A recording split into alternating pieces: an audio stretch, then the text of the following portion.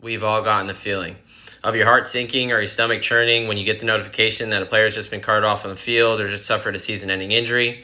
And with training camp this past week, we've all got a little taste of that. Injuries can be humbling, they can be difficult, and sometimes they can just suck. But I'm here to tell you that it's not all gloom and doom when we talk about injuries.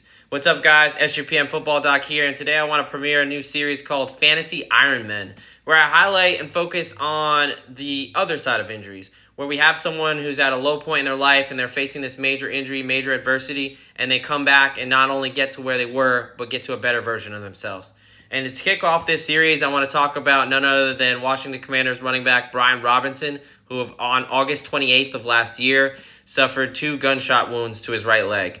He was leaving dinner, and there was 2 teenagers essentially who were trying to rob his car. And as he was wrestling away the handgun from one of them, the other one shot him once in the back of the leg and once through his knee. He was then rushed into surgery, and at that point, it was essentially thinking, is he ever going to play football again? He was just drafted. He was excited to go in his rookie year as potentially RB1 for Washington. And thankfully, and just really grateful, because this doesn't always happen, is he had no structural damage.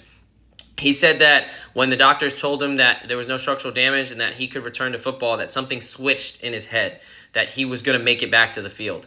And not only did he do that, but just 5 weeks after the injury, he returned to the field and played 12 games last year. Let's just take a moment to realize, that mental resiliency, something we talk about a lot in the military, that fortitude, that push, that desire to make it back to the field is nothing short of amazing. And I really want to highlight that.